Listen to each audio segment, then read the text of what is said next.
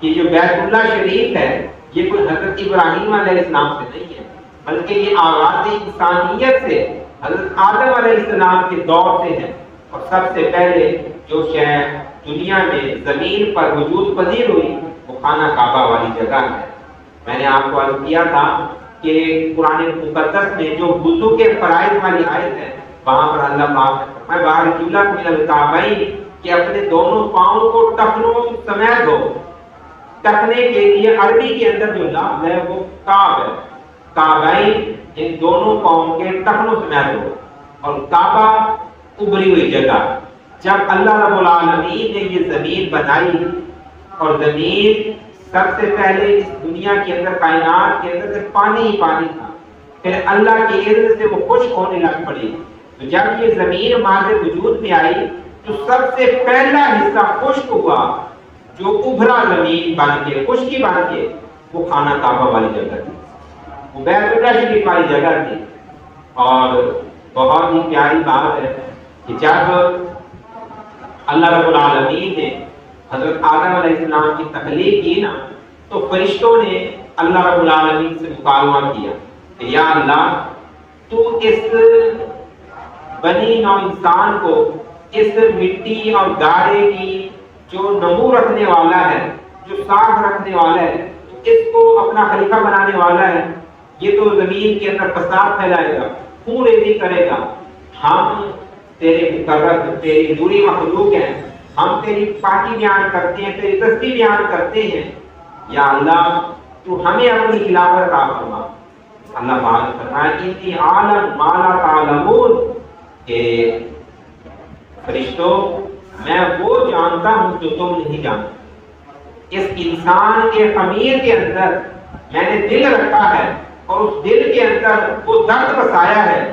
جس بندے کا دل سلامت ہوگا وہ مجھے کھوجے گا، وہ میرے تک پہنچنے کی کوشش کرے گا،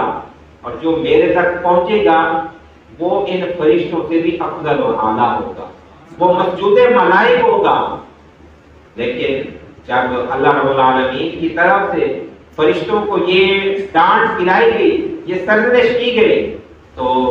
جو اللہ رب العالمین کا عرش تھا نا، جو فرشتے مکالمہ کرنے والے تھے، انہوں نے یوں سمجھنے کے کفارے کے طور پر یا ایک غلطی کے بعد اس غلطی کی اصلاح کے طور پر اللہ رب العالمین کا جو عرش تھا نا، اس عرش کا 3 مرتبہ طواف کیا۔ حضرت آدم علیہ السلام کی تخلیق ہو رہی تھی، مسئلے کو سمجھے، فرشتوں نے کہا کہ یا اللہ تو اسے خلافت نہ دے، ہم تیری تسبیح بیان کرتے ہیں، تیری پاکی بیان کرتے ہیں۔ اللہ تعالیٰ نے فرمایا کہ فرشتوں تمہیں نہیں پتا، میں جانتا ہوں اس کی حقیقت کو۔ تو جب فرشتوں کو اپنی غلطی کا احساس ہوا نا، تو انہیں غلطی کے کفارے کے طور پر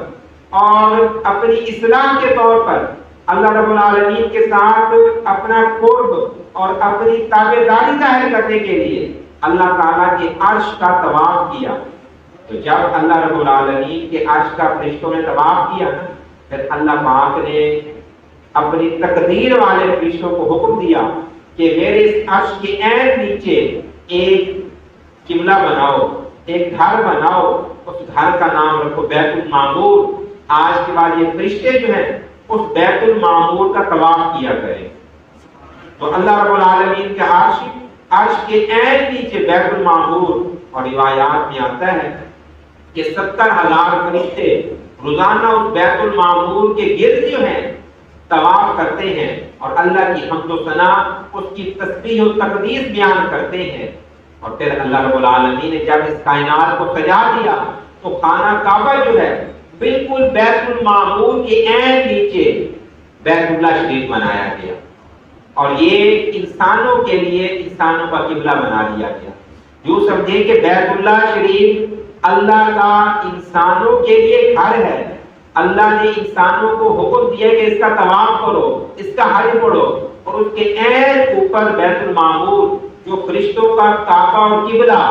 اور اس سے اوپر اللہ رب العالمین کا عرش ہے۔ تو دوستو، بزرگوں، اللہ تعالیٰ سے دعا ہے کہ اللہ تعالیٰ مجھے وہ سنہرے، وہ پیاری جگہیں، عظمت والی جگہیں